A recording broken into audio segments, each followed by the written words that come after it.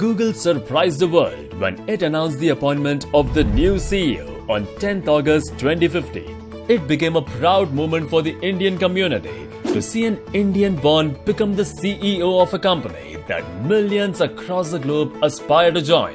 Today, we are talking about the man who had his share of struggles before making it to the top as the current CEO of Google, Sundar Pichai, and this is his success story.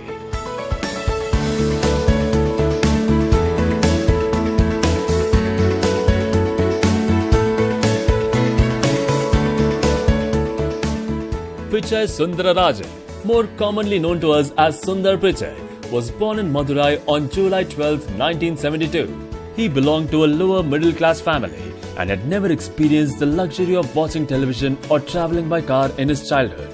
However, Pichai saw technology in his hands at the age of 12 when his father first bought a landline phone. He had a remarkable skill of memorizing and remembering numbers, as he could keep in mind all the numbers that he dialed. Likewise, Sundar excelled in school, and that paved his way into the metallurgical division of IIT Kharagpur in India. Upon graduating, he migrated to the US in 1993, and he initially planned to pursue a PhD from Stanford and embark on an academic career. However, he dropped the plan and joined Applied Materials, a Silicon Valley semiconductor maker, as an engineer and a product manager. But he did not work there for long. He later went on to complete his MBA from the Wharton School of the University of Pennsylvania, where he was named a Siebel Scholar and a Palmer Scholar. Following the completion of his MBA, he was appointed as a management consultant at McKinsey & Company. While Sundar was battling with his lonely days as a migrant on the sure road to success, he needed the support of his then girlfriend and now wife Anjali, who many say plays a pivotal role in all his endeavors. Later, he joined Google in 2004, and his entry was marked with the launch of a free mail service called Gmail. It is said that Sundar thought it to be a Google's prank, as the day of launch, April 1st, 2004, coincided with Fool's Day.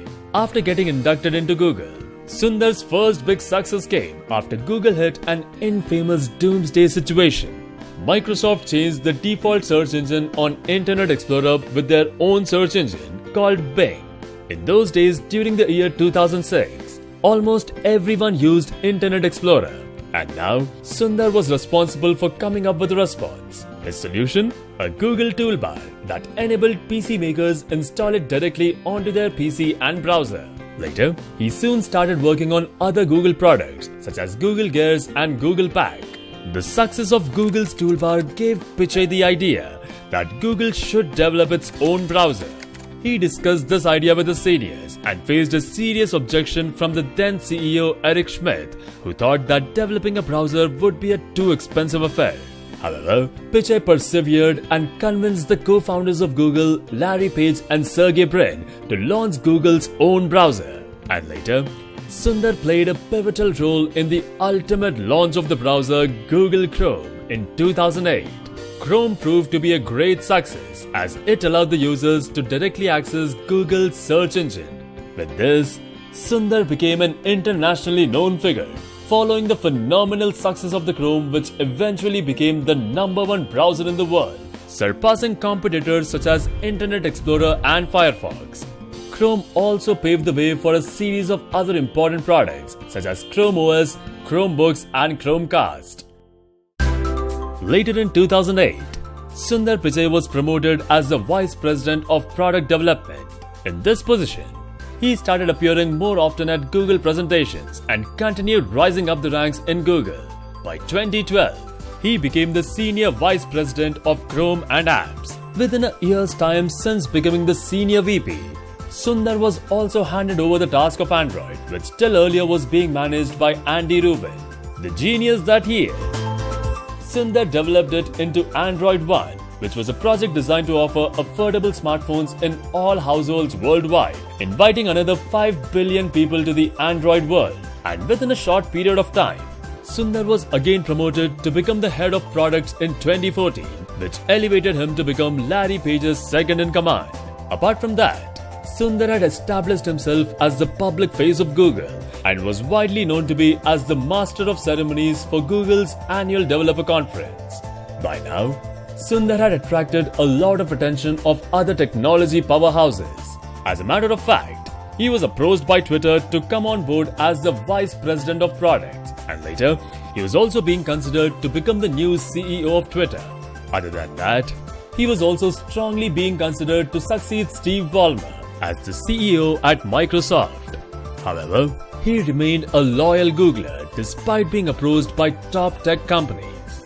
This was also the time when Google's holding company Alphabet Inc. was being prepared. Hence, to retain him and keep him on staff, Sundar was announced as the new CEO of Google, which is the biggest company under Alphabet.